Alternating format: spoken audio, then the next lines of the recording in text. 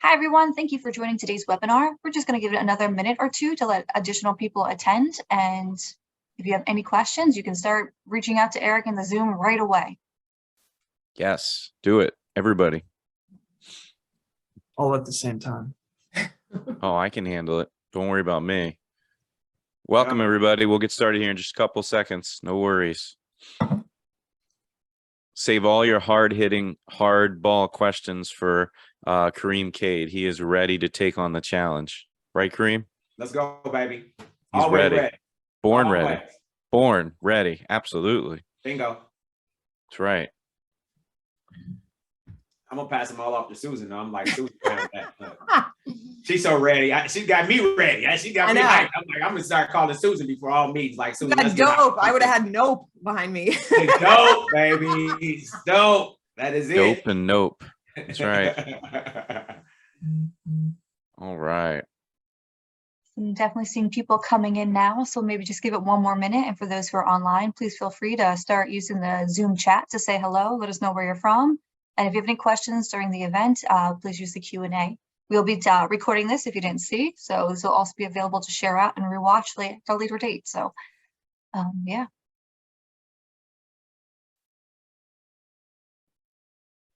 All right. All right, well, we'll go ahead and get started, Kendall. If you're good with that, we'll get this recorded and have some fun. Sounds good. Take it away, Eric. All right.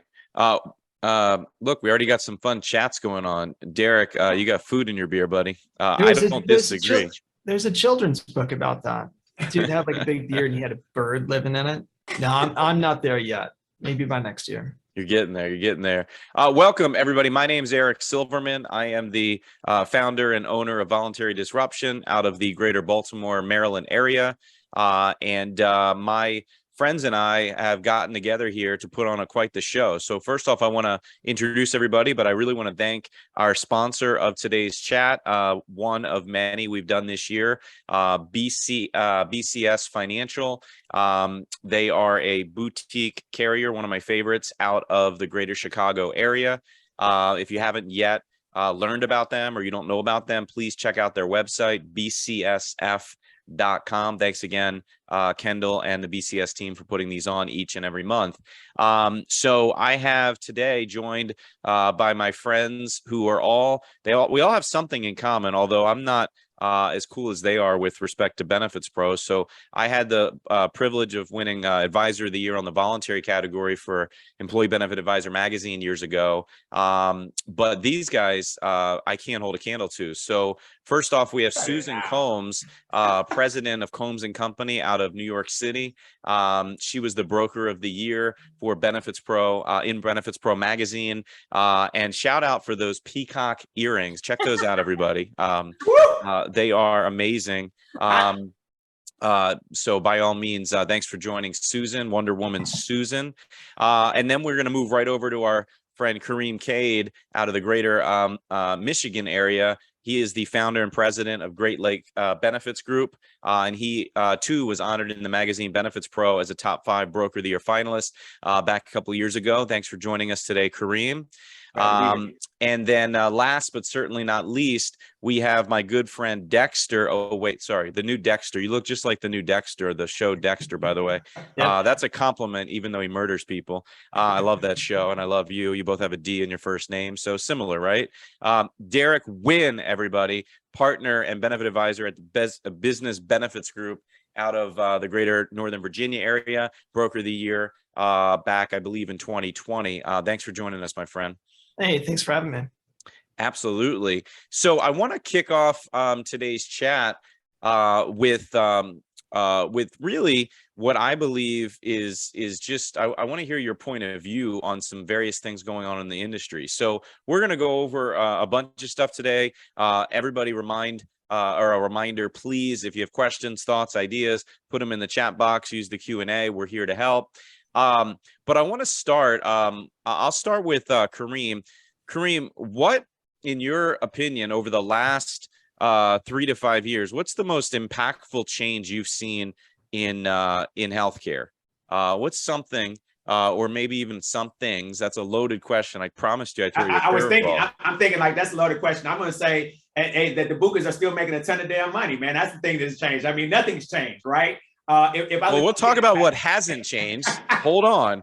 Let's talk about what has changed. All right. So from my perspective, and just looking at our planning for our clients, what has changed is that post-COVID, I have more people that are actually looking at the numbers of healthcare that they did not look at before, right? And so as I'm talking with CFOs, the conversations that I was having 5 and 7 years ago, trying to get them to think differently about healthcare and the actual unit cost of healthcare from that supply chain standpoint, nobody wanted to talk to me about that before at all. Now, post-COVID, when they were still getting 10, 12, 15% increases in low utilization, they're now coming back to me and saying, there's something that you had there that we need to talk about and discuss. And so I think what has happened for me is that the education has gone in a different direction, that people are more open to the conversations that we were having years ago, and they actually want to take action. And that is something that I did not have before. It was great conversations, and we end up doing the same old thing every year. We're going to kick the can down a little bit further. We're not really making any decisions right now. Oh, it sounds great. We only got 5%. We only got 7%. If budget's right with us. Now they're saying we need to take action and really look at how do we get control over the cost of healthcare moving forward. So for me, that has been the huge impact, is that I used to look at people who look at me like I had 3 heads, and now they look at me like I just have the big head that I have now. So that's it. So, I'm happy about that. So you bring up a good point. So what you're saying, if I'm hearing you properly, is it's been a little bit changed for the good, in that every message you've been trying to preach for the last many years, probably a decade or more, Yes. at least, the receptivity, I guess would be the word, has greatly increased. Now, whether or not they're making the move, I guess it just depends on the unique situation. Correct. But I've seen that too, and I can appreciate that. I talk about it quite often with clients of mine that, believe it or not, in a business sense, for what I do and how I do, the pandemic actually helped me, and it opened up a lot of eyes. And I'll tell you, Eric, from our standpoint, it helped us tremendously, because now what we're talking about, people are watching it come to pass. So I can talk about my own clients. I have my own book and case studies to look at and say, okay, let's look at the clients that did something 5 years ago, where they are today. Let's look at where they're funding. And most of my clients that are in that location, they're funding the same numbers that they were funding 4 or 5 years ago, right? Because they made the decision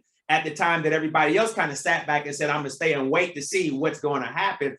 And I think that that's a huge difference. So now I'm going back and pointing them to and said, hey, you and Eric were at the same point. We had the same kind of demographics. We had the exact same kind of spin going on. Look at what has happened with Eric, because he chose to make a decision. You chose to stay. And now your baseline is totally different than what Eric's baseline was before. You know, Eric is still holding a baseline that he's held for the last 4 years. You're holding new rates. You're holding the new rates, and we can't go back, right? And so we're excited to see that people are open to that. We're excited to see them actually executing, though, I think is the biggest thing that I've seen as a change in impact. Susan, let me ask you the same question. What's changed? And I'm trying to be positive to kick us off, right? We can talk about what hasn't changed and the bad later, but in your world, you're in a different market, right? So you're in New York. It's a little bit different, or maybe a lot of bit different, depending on who you ask. Yeah. Give me your impression related to you, and maybe even related back to some of the things Kareem said. I mean, New York, we're the only state that's community rated and guaranteed issued. So it's just like the rates are the rates if you're 62 or 22. So, and it's also illegal to write stop loss in the state of New York under 100 lives. And we focus on small group. So a lot of it's more of the same in New York, to be honest, where I see people like looking at differences. And I'll tell you, like New York City had the mass exodus during COVID, because people are like, why in the hell am I spending $4,000 for a 1-bedroom apartment when I can get a house in Chattanooga for half that, you know, type of thing. So, you know, one of the, I think, things that, especially like with COVID, where it was an unintended consequence for our clients, were that they had a lot of people that moved out of state.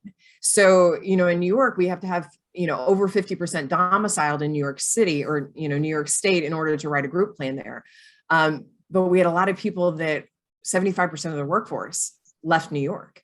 And so, you know, it's one of those things that they ended up having to be scrambling for benefits, because maybe the benefit network didn't work in Florida or in Georgia, where they had somebody relocate because they wanted to have like lower cost things. So, you know, we've seen a huge uptick in PEOs in our PEO business in New York, because we've had a lot of clients that have had, they don't want to learn a new state. They don't want to know the rules and regulations. And so we've had, a big uptick, like I would say, in our PEO commissions and things like that. I mean, where I'd say 5 years ago, maybe it was 2% of our revenue. Now I'd say it's more like 10 to 15% of our revenue, maybe even a little bit more than that. So that's been something that we've kind of seen shift.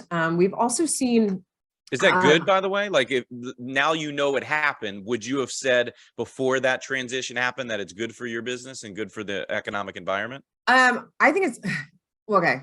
So if we're talking as a business owner in dollars and cents and things like that, we spend way less servicing time on a PEO client than we do on a fully insured client.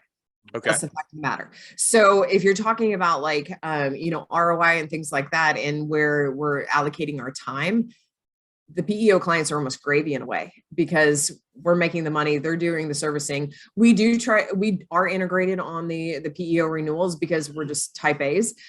So we are brought into those things, but it's been something where, I grew up, I was a paychecks girl, right? So I sold against PEOs when they first came into New York. And I was like, I know how to sell against them. So it was like, it was going against the grain for me a little bit to start selling them, because I was like, oh, lack of control. What are you doing? And all this stuff. And so it's just, I think that one of our biggest successes through the past 5 years is being open to new opportunities and open to looking at things in a little bit different way. So we've seen a big uptick in kind of creative benefits, and going back to like the old school cafeteria type of plan, where it's like people want to pick and choose their benefits. Like not everybody wants to have vision insurance because like I had LASIX, I don't need vision insurance anymore type of thing. So why am I going to spend money on it? So it's like, okay, but I have animals that you may see later that run into here. So I rather have pet insurance. So it's just like, we've been seeing people that have done more of that, like shopping cart, a la carte, type of thing that we used to see 15, 20 years ago. Sure. So that's been kind of like a little bit of the shifts. I mean, our increases, I'll tell you, New York was ACA before the ACA. And so really the only things that changed for us when the ACA came around is age 26 dependent and pediatric dental and vision. So everything else was already in place here. So when the ACA came around, we actually saw a really drastic decrease on rates and things like that in New York.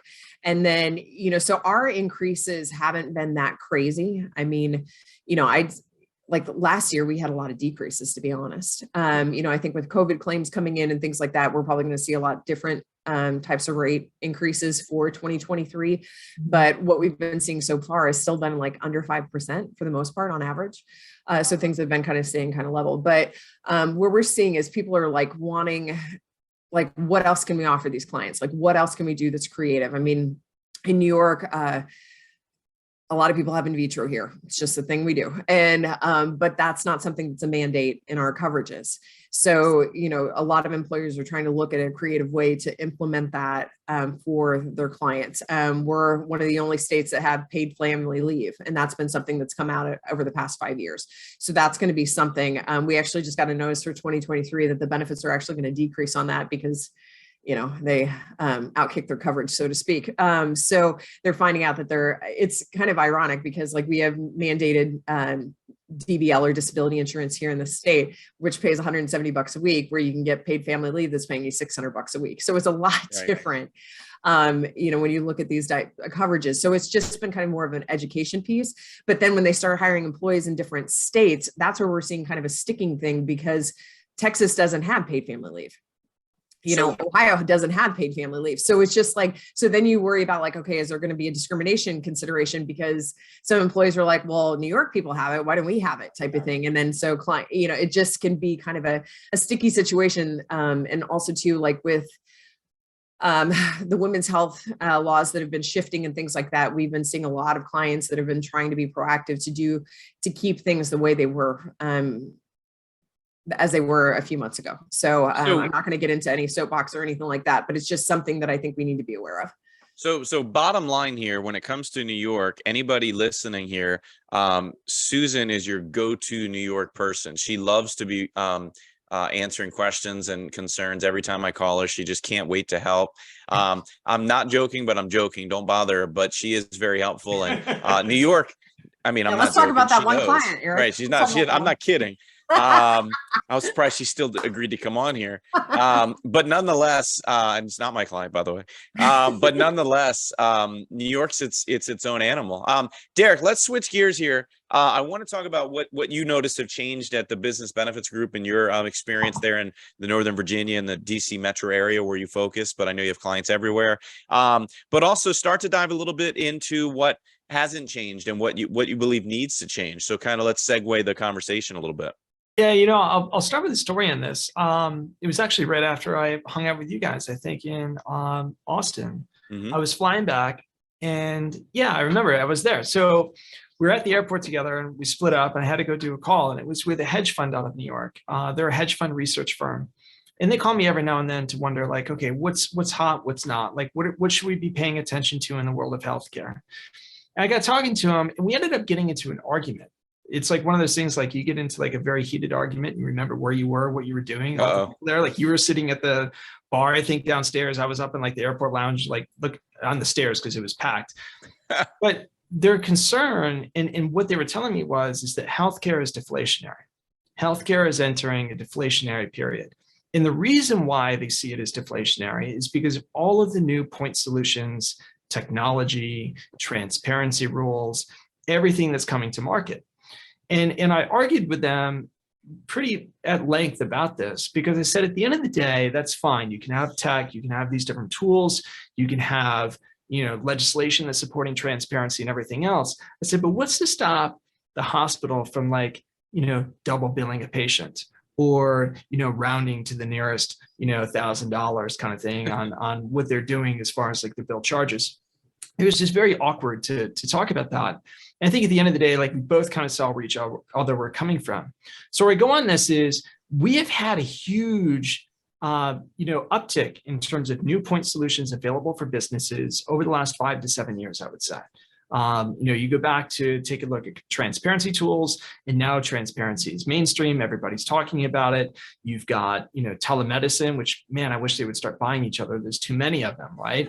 And last but not least, you've got also like all of these new repricers coming on the street when it comes down to like RBP plans and just all this other stuff. Like you take a look at all the data tools out there, like Rover, like talk about a cool tool being able to dig in and take a look at claims where it hasn't been available in the past. So all of those things are available. And now what we're starting to see is we're starting to see some clients start to open up to that. And where I go on this is where I go back to, let's think about this. Everyone in the advisor community, when COVID hit, we were like running 100 miles an hour. I mean, I was like manic. I don't think I slept for like the first 2 weeks. We saw this is coming. We were ready for it, but we weren't ready for it.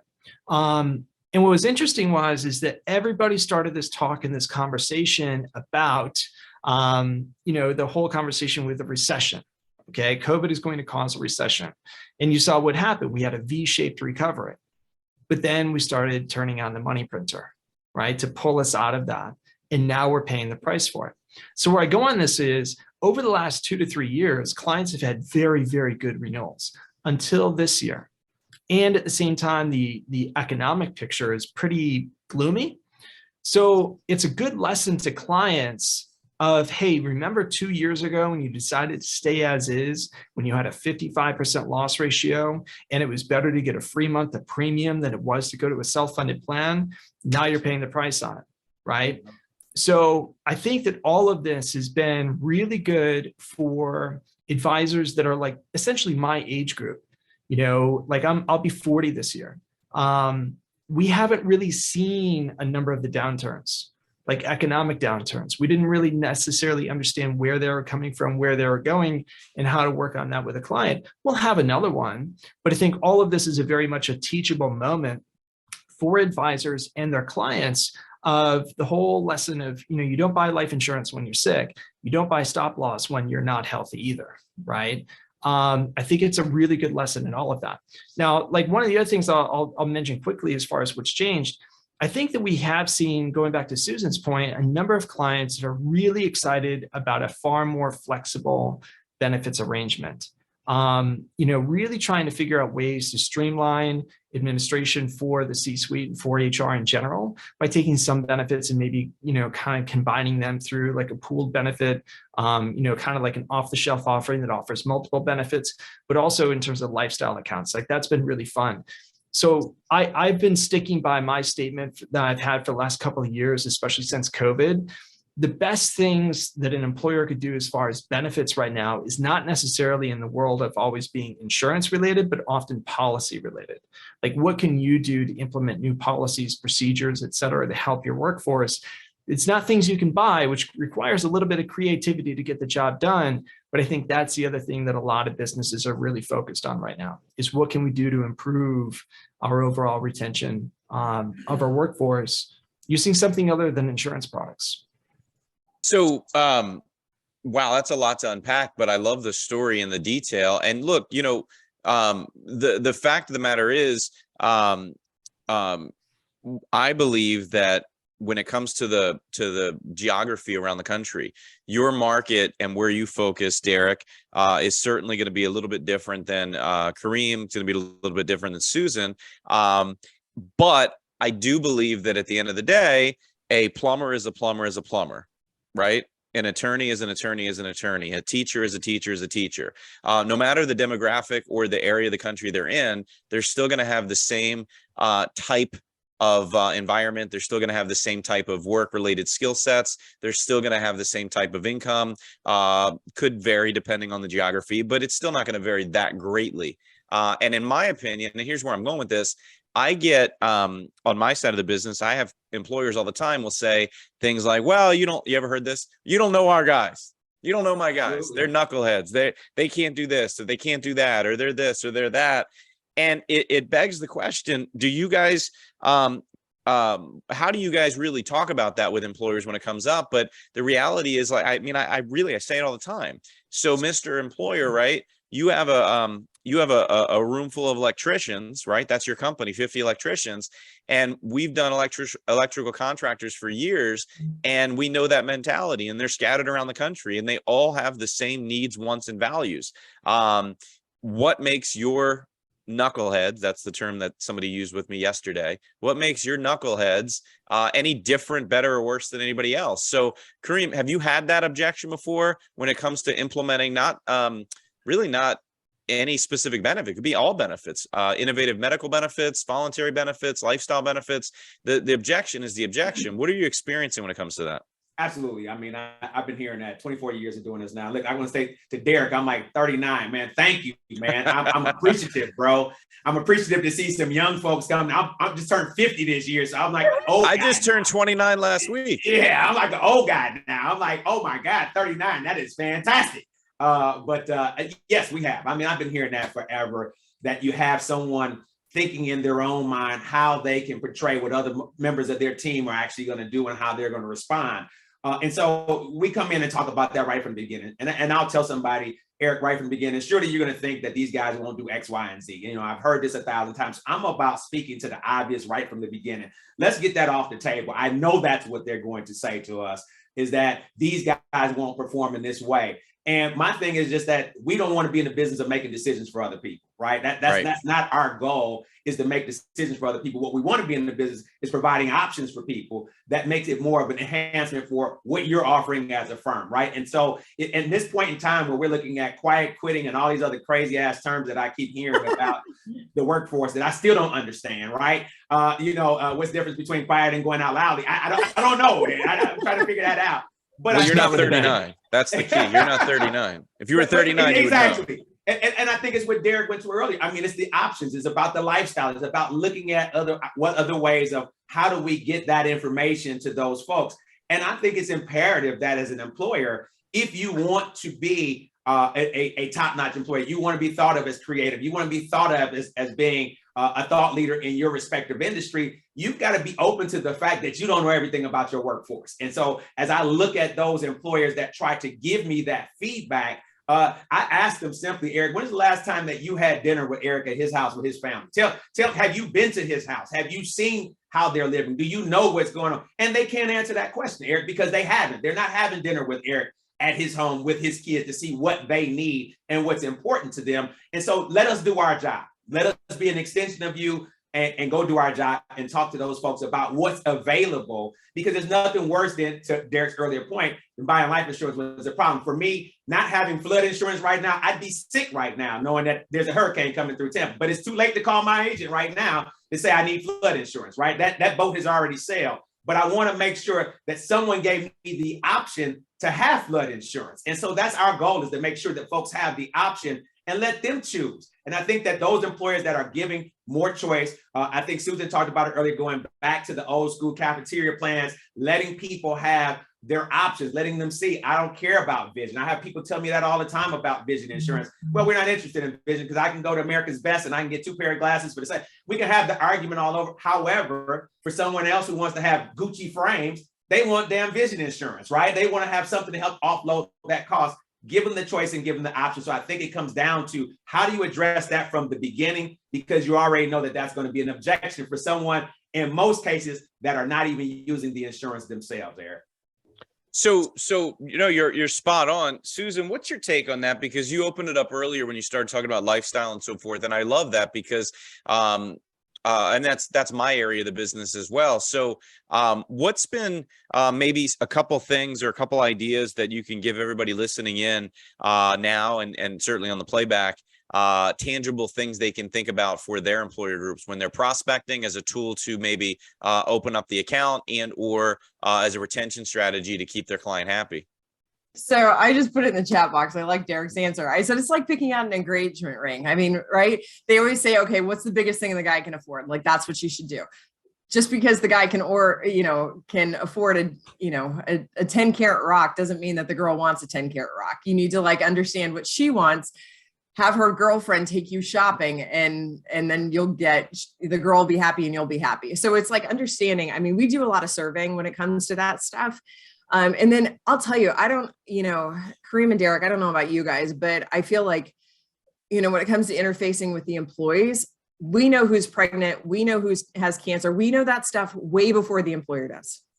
Because when the employee has, ailments, or they have a special needs kid that needs to have therapy, or good Lord, in New York City, I mean, the rehab that happens in this city is insane. So it's just we know those things because we act as an extenuation of HR. And so, that's kind of the conversation we have with the clients. Just because you can afford the best plan out there doesn't mean that that's what they want. And a lot of times you can allocate those dollars for different things, such as wellness, or such as summer Fridays, or every other Friday off, or something like that. You can allocate it to those things as opposed to drowning your money in benefits. So, we're, 10, 15, 20 years ago, good Lord, I'm in the middle of Kareem and Derek. But it's when you start looking at that stuff and you think about okay, we have all our labels and our precious metals, but what a platinum plan used to cost 20 years ago. And so it wasn't a big deal. So everybody had the best. They had the best. They had the best. In New York City, we're a union city. So the unions we're not going to go there, but the unions have definitely. I'm thinking, as you're saying that, Susan, I'm Susan, exactly hold on. In the description, I said unfiltered, off the cuff, real, raw, unedited. Tell me Don't who be has a afraid $5 copay. We do in Michigan. Yeah. Yeah. That So it's just so that screws it for a lot of people. So it's just or it's, or there's just not realistic behavior. So a lot of times when we talk about it, and one of our biggest niche markets are international companies opening up their first US location. International companies, they're used to national healthcare. So they're oh, we want the best, pay for everything. We want the best. And we're like, no. If you say you're going to pay 100%, you are going to screw yourself year after year after year, because your budget's going to get blown out of the water in a few years. So what we always talk about saying fine, if you want to pay 100%, why don't we give the person choice? Because you have somebody that might go only for preventive care, and that they're 25 and invincible, and they don't even care. And so they're going to do the one that doesn't have any deduction out of their paycheck. But then you have somebody that has a kid with cancer, or special needs, or somebody's pregnant and they know they're going to go through their max out of pocket, that they want to buy up and have that richer plan. But everybody's different, and everybody has to know what's going to be the best thing for them. So we've just seen, if you give people choice, even if it's okay, I love my husband. I have an amazing husband. We have similar tastes, which is very, very good. But I wanted to have a burnt orange accent wall. What did I do? I knew I wanted to have a burnt orange accent wall. I went to the paint store. I got 6 different options of burnt orange. I brought it to him, put it down, said, okay, which one do you want? He picked it. So he felt empowered because he picked the paint. I just steered the choice because I knew that that's what I wanted and that's what I got. So it's just, I think that even if, say, the employer like has their budget and they want to steer the choice, still allowing the employees to make the choice, just, it makes them feel better. And so, going back to, what Kareem and I've been kind of talking about with the old school, like cafeteria plans, saying like, okay, whatever, we're going to allocate, in New York, like whatever, $1,000 a month for your benefits. And then, you might have somebody who says, well, like my husband can be covered on his employer's plan. And I can be covered by his employer's plan because he has a government job. So we're not paying anything for that. So I'm going to blow out all the voluntary benefits and all the ancillary stuff. So it's just, but that's my choice because that's what I want to do. So I think that, it's going back to kind of what Kareem said, that like having those choices makes people feel empowered. And then also having that open door policy. All the employees are allowed to call our office and have a candid conversation. I can't tell you how many freaking mothers and spouses we talk to too, because, oh, my baby's getting on their first health insurance plan. And I know they're 28 years old, but it's my baby, and it's, I think our record is like 57. We had somebody's mother of a 57-year-old that she was concerned about her son. And he was a functioning adult. So to speak. So we have those conversations and we allow that door to be open. Not all brokers do that. And so, we found that that's actually given us a lot more opportunities because when that employee goes to a different company or say they start their own company, they remember how we treated them and how we made them feel. So that's that right there is a key takeaway for anybody listening now or on the playback. That guided customer service that even gets granular to the 57-year-old mom who can't let her baby go, or the 57-year-old employee. It was an 86-year-old mother. Yeah, sorry, that's even worse. But anyway, I know, crazy. Right? You are. But the reality is, and again, it's to you if you're starting your brokerage, continue your brokerage, or you want to expand. But that granular type service is memorable, so people will remember and talk about the ability to keep your business sticky. Let's pause for a second. A couple quick things, couple shout outs. One, reminder to everybody listening, we wouldn't be here not only if it wasn't for our esteemed panel, so I appreciate all my friends joining today, but also without BCS Financial. Please check them out, bcsf.com. I put it in the chat box. I truly believe they're one of the best kept secrets that shouldn't be a secret anymore when it comes to employee funded voluntary benefits, or as I call enhanced benefits. And I'll give you a takeaway as well, everybody listening now and on playback. I'm a big believer in a way to get new business and retain new business is to differentiate. So I'm a huge believer in carriers and solutions that not many people have heard of, to be very, very blunt. Anybody on this call can go get a quote on any product whatsoever that any other broker and advisor in the world can, including me. And I'm not a full service health broker. But when you start introducing A-rated top carriers that employers that have really never heard of, that gives you a differentiating component to win new business and keep your business sticky, because you're bringing something new to the table nobody's ever heard of. And that's a good thing. It can be a very good thing. So anyway, bcsf.com. Sticking with Susan for just a moment. Susan, I can't do this web chat without mentioning this gem right here. Speaking of gems, pancakes for Roger. So we're gonna my buddies here will let us take a 2-minute segue. For those that haven't gotten pancakes for Roger, please go to Amazon or go to her website and get it. I just put the link right in the chat. I'm not going to spoil it though. It's a great book. I've learned a lot. I gave it to my team members. Susan, can you just give us a 2-minute high-level overview and then we'll get back to benefits? Sure. Thanks for that. I appreciate it. So it's, I grew up with a father that was a 2-star general and also a civilian judge that bestowed many wisdom, many nuggets of information throughout my life. And I realized, like, when I've mentored a lot of people, that not everybody had a great dad like I did, and not everybody got some good nuggets and mentorship as I did as well. So the book's divided into 4 sections: self-love, family, and career. And so it has a lot of nuggets of information from my dad, as well as some other mentors that I've had in and out of the industry. Part of the proceeds go to the University of Missouri School of Law Veterans Clinic that provides free legal services for veterans navigating the VA claims and appeals process. So my father passed away of Agent Orange related throat cancer 4 years ago. And so that loss drastically impacted my life, as you know, some of the rest of us that are on this call right now that are members of that club know can happen. So it's been definitely a labor of love, and it's been kind of a fun. I think one of the things that's very important for us in this industry is we have to have something outside of our industry as a passion project. And I think that that's one of the beauties of this industry that allows us, you know, sky's the limit on income if you bust your ass really hard, and then you can do good with that money that we rake in. So that's, you know, it's been fun. And I'm actually going to be recording the audiobook in studio next week. So that'll come out before Christmas. Awesome. Yeah. That's awesome. I That's can't dope. wait.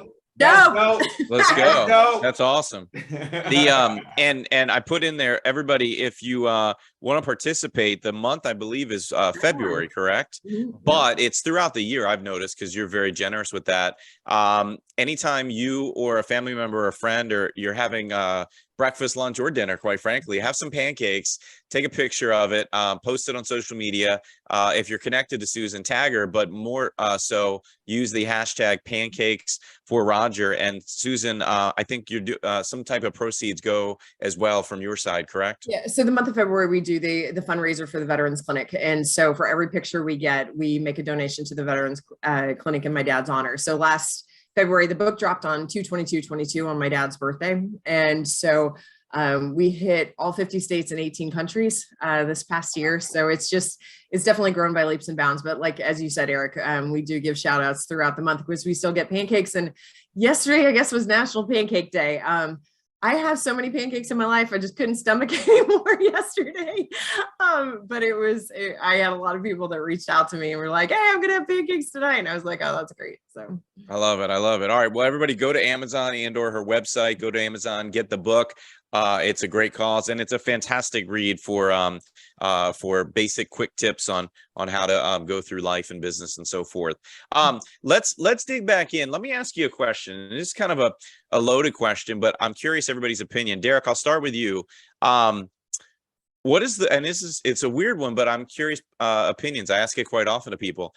What's the word healthcare actually mean to you personally? Whether it be a personal story, family, friends, something that happened, whether it be the reason why you got into the business. I know you, in your case, you were a teacher, a high school teacher, for heaven's sakes. Nothing says insurance like high school. I forget the topic. You can tell us what you were doing, but US history, again, baby. history. There you go. Even better. Nice. So what's healthcare mean to you? I want to go back and weave this answer into some of the things that Kareem and Susan had mentioned. Okay. Here's one of the things we hear a lot. You know, we hear, like, you know, healthcare is a human right. Okay. I'm not here to debate that today. I'm not here to argue that. I do believe in a thing called the Hippocratic Oath, right? So I think when someone does show up at the ER, right, like they've got something going on, someone needs to treat them, and we worry about the other stuff later on. Like that's where I stand on that. Otherwise, you know, doctors shouldn't get student loan assistance, period.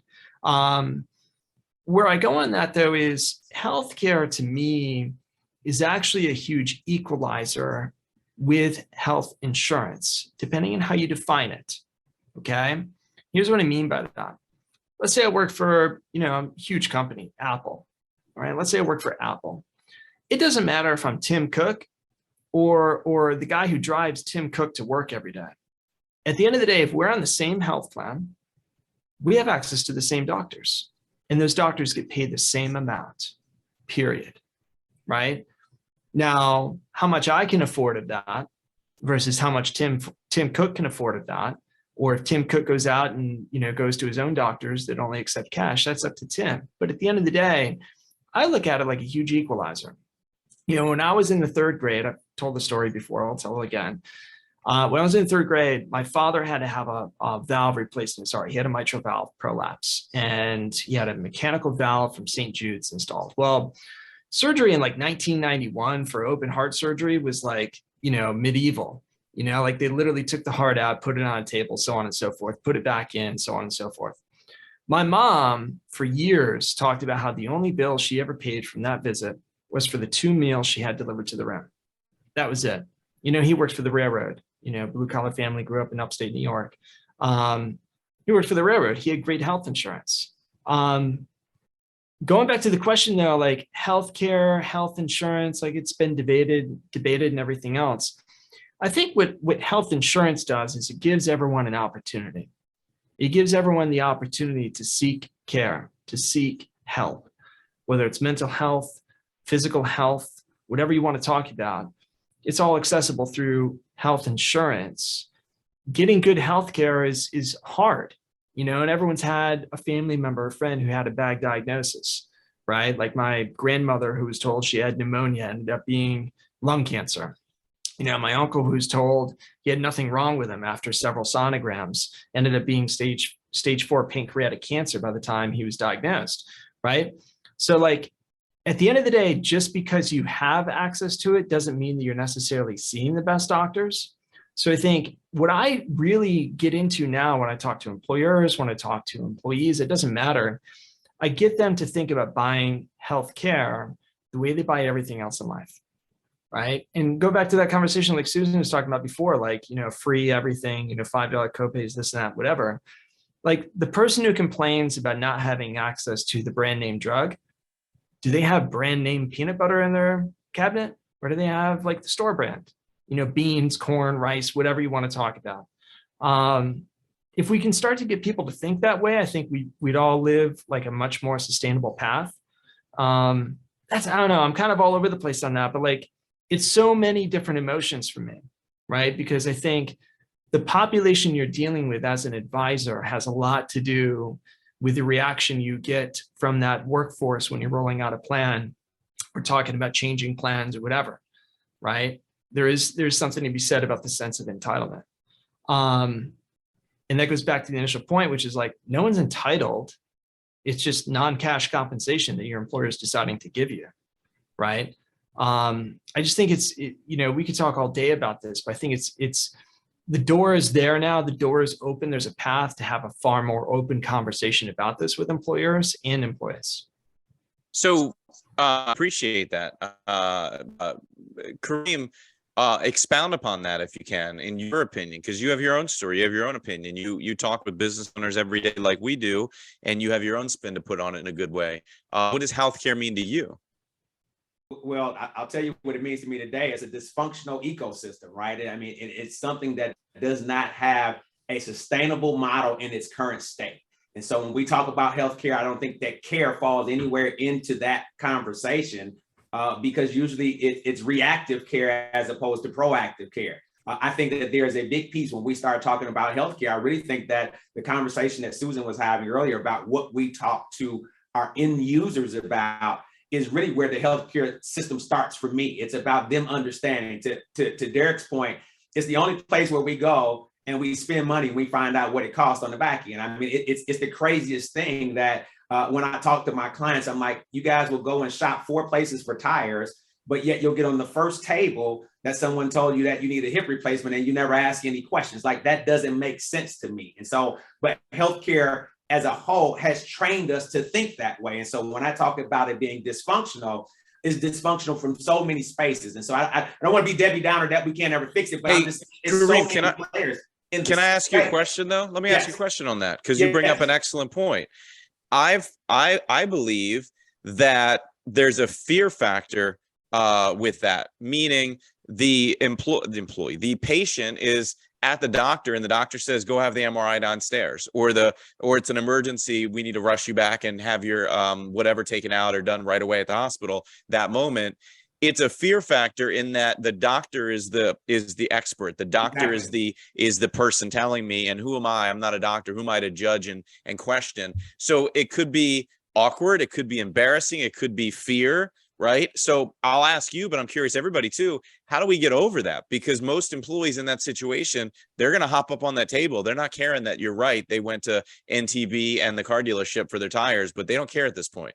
Well, I'll tell you, we had a unique story here in Michigan in that we had a doctor that was prescribing cancer medication for folks who never had cancer, right? And so this doctor did this for probably about 10 years until finally they caught up with him. What was interesting about that is that those folks trusted, just what you just said, Eric, trusted to the letter what this doctor stated and never had a second opinion, never thought to ask, should I go somewhere else to have someone else to review these files to see if this is exactly what it is? What's interesting to me is, though, in every other area in our life, we do that. If I go to the dealership and they give me some astronomical number, I have a knee-jerk reaction. Hell, I'm not paying that. Let me go check 2 or 3 other places before I come back. And so I think it is upon us where the change comes down is that as advisors like the 4 of us on the call that have the ability to go out and educate. Now, will we get everybody? No, but we've got to press upon them that it's your right. There's no way that I'm going to go sit in a doctor's office for an hour and you're only going to see me for 5 minutes. So I hold my physician accountable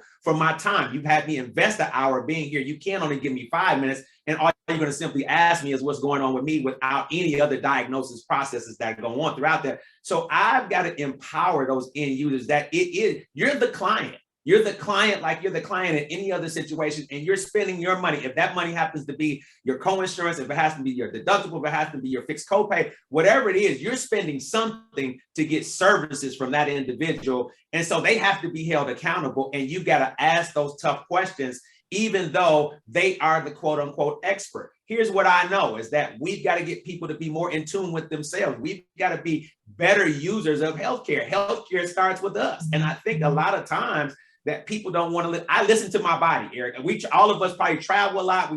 We work all the time. So we're psychos with this deal, right? And so our body takes a beating. I've got to listen to those things to see what's going on and ask myself questions, not self-diagnosing, but at least being in tune with what's going on with me. So when I do go to my doctor's office, I can then share with them what's going on. Whatever they give me back, I'm always going to look at a second opinion because I get a second opinion in every damn thing that I do. So I think it's about empowering them, again, allowing the employer to give us the space to help encourage them to ask those questions, right? And I think that, again, to your point, we've been trained that way. Healthcare industry has trained us not to ask questions about the only thing that we can't replace, which is this body. I can get a new car, I can get a new house, I can replace everything else we talking about that I would get a quote on. But the one thing that I can't replace, I'm going to leave it to the hands of someone else. And so I think it's upon us. We've got to do a better job. We have a place in this thing, Eric. And when I say us as advisors, as folks that if we're going to be in this business, we've got to go above and beyond. As Susan was talking about answering those calls when it comes in, the differentiator is that they need us. They need us to help them be empowered to ask the questions that they wouldn't ordinarily ask because they do feel like the doctor is the expert on everything. And he or she may be great. However, I don't know where they finished first and last in their class. I don't know what they might have been hanging out with me. If they were hanging out with me in college, hell, I don't trust them at all. You know what I mean?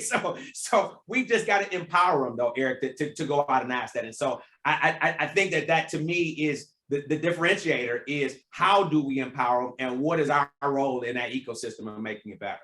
So Susan, same thing. What's healthcare mean to you, in your opinion? And then I would love to have you segue more into, how can we get better? Because it's an educational thing, it's an empowerment thing. But what's your take on that topic?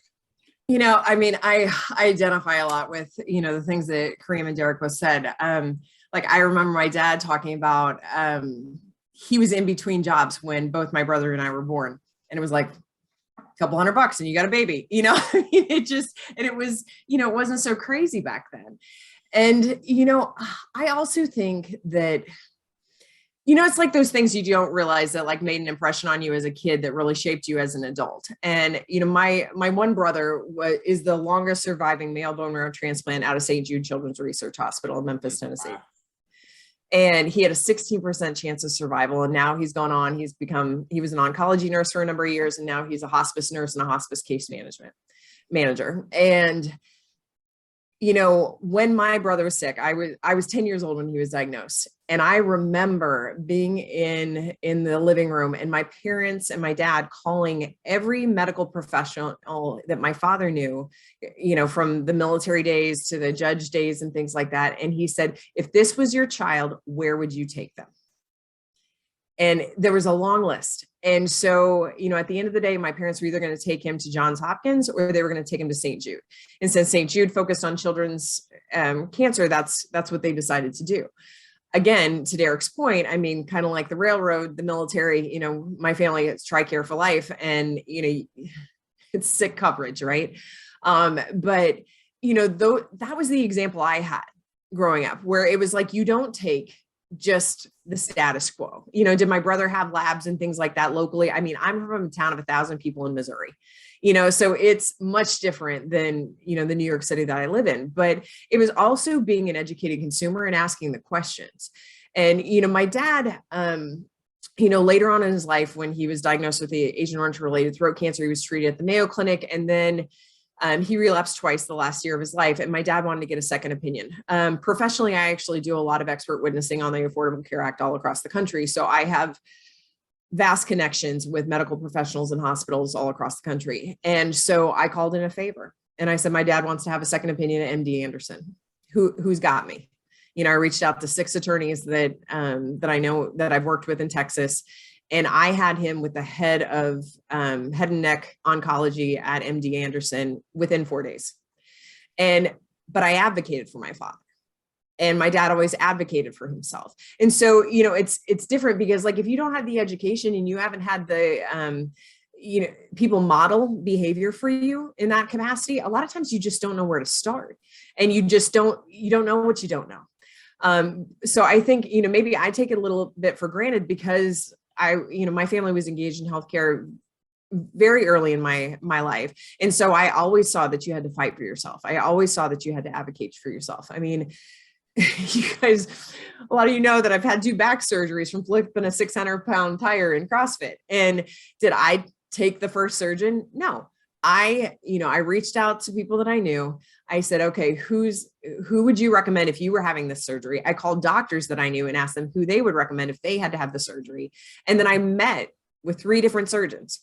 In New York City, we're kind of known for like hospital special surgery. People are like, oh my God, hospital special surgery is the best. It's the best. You got to go there. My surgery wasn't special. So hospital special surgery wasn't the right place for me. The guy at hospital special surgery did, I asked questions like, how many surgeries of these do you do a year? He was doing like 10 to 20 because it was in congruence with complex cases. The guy that I went to at NYU was doing over 200 of them a year. I want that guy. And so it's just, so that's the thing. I mean, I've always advocated for myself in that way. And I've tried to model that behavior, and we've tried to instruct our clients and our patients. I mean, like Colleen Blum, my business partner, I hear her every single day on the phone with employees of our clients saying, you have to be the annoying patient. You have to be the annoying patient. You have to ask the questions. If you're on a high deductible plan and, you're going to have labs done, what's the cash price? What's the cash price? Because maybe it's going to be $27 as opposed to going through your deductible and being the charge price versus the pay price. And you're going to be out a couple $100 the other way. So it's just like educating yourself so that you can make those right decisions. But we also have to educate people to know how to do that. I really like how you use the example, and we've heard it before, but it bears repeating always that, the average employee and employer, frankly, the C-suite of any company, they just hear St. Jude, they hear Johns Hopkins, they hear wherever, and they're like, wow, they must be good. They're everywhere. They win awards. They're great. We can never forget, it's just marketing. And I love marketing, but it's just marketing. That's all it is. Now, are they the best at certain things? Maybe, but you have to ask the right questions. So I love that. How many times a year do you do that specific procedure versus asking somebody else? And I agree. I'd rather have the guy or the lady that does it a couple hundred times a year versus somebody who does it 20 times a year. So I think that's a huge point. I've had clients that have asked me to go to the doctor with them. Because I'm like, I'm somebody wanting your foxhole, but it's just like, I've done that for a lot of friends where it's like the second pair of ears. And we always tell our clients, like, if they're facing like a horrible diagnosis or they think, take somebody from the outside that doesn't have an emotional connection. Right. Because they'll rationally think about questions to ask. And then, when I've done that for friends or colleagues or even clients, I'll say, I remember when my dad was sick, I asked the doctor at MD Anderson how much time he had left. And I'll never forget, the doctor looked at my father first and said, do you want me to answer this question?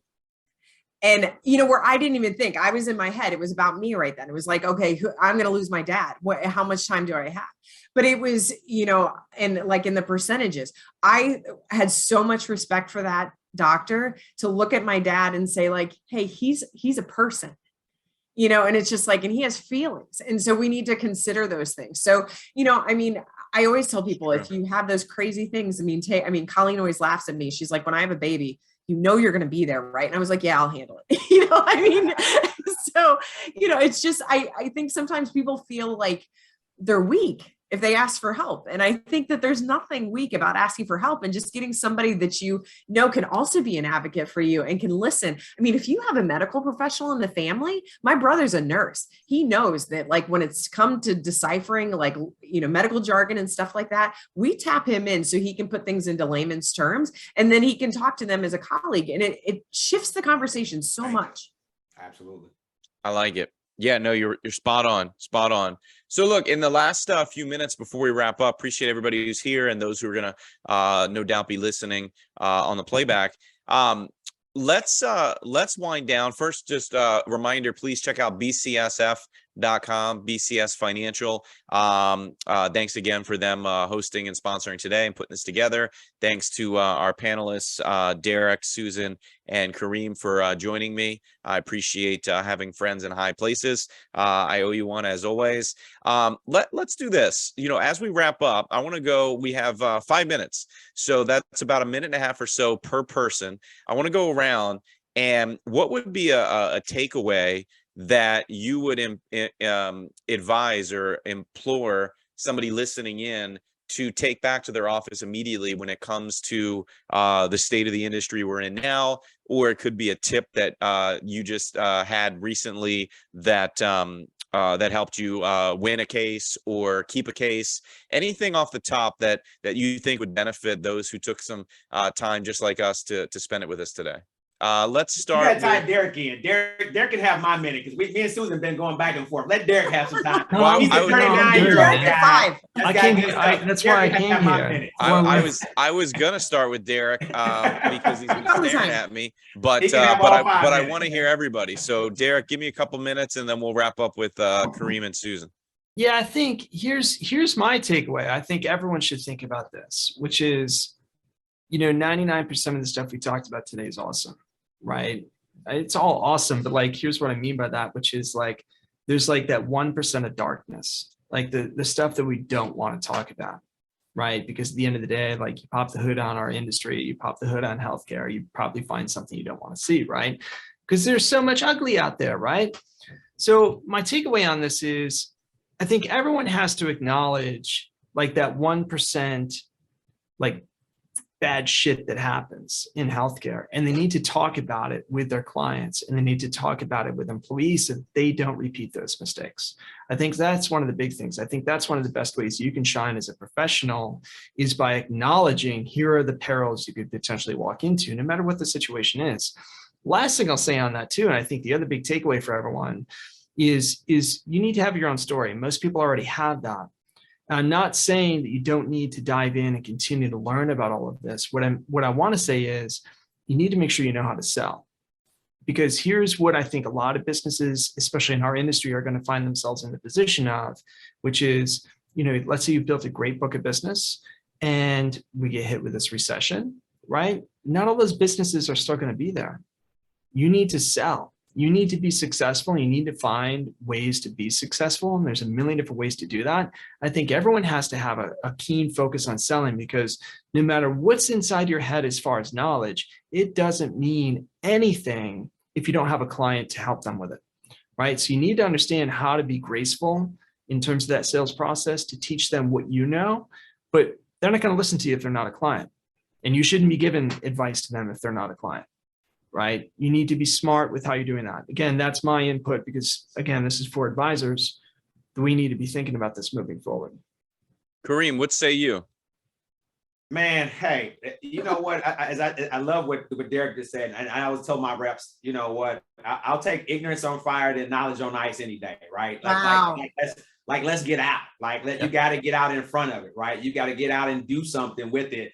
It's great to go to every damn conference across the country. It's great to hang out with all the benefits, as I call them, all the healthcare benefits gurus and all that shit is great, but you got to do something. You got to figure out what the execution is. The one other thing that I tell my guys all the time is that we cannot get caught up with the idea of the month club. Find your lane and stay focused, right? You stay focused on what you do. There's always something coming from another side. I mean, our industry has about 3,000 different on ramps and off ramps, right? And everybody's got to get an email every day, whether it's long-term care, it's IULs, it's voluntary benefits. I mean, you can go, it's pet insurance, it's every type of thing. And what I had to realize is that I had to put blinders on and stay focused on what I do well. I wanted my clients to know me for what I do well. And I looked at the specialist, and I look at a physician, I can say there's an internist that everybody makes the same. And then there's the specialist, there's the cardiologist that he or she does something specific and they have a specific lane. And so we like to think of ourselves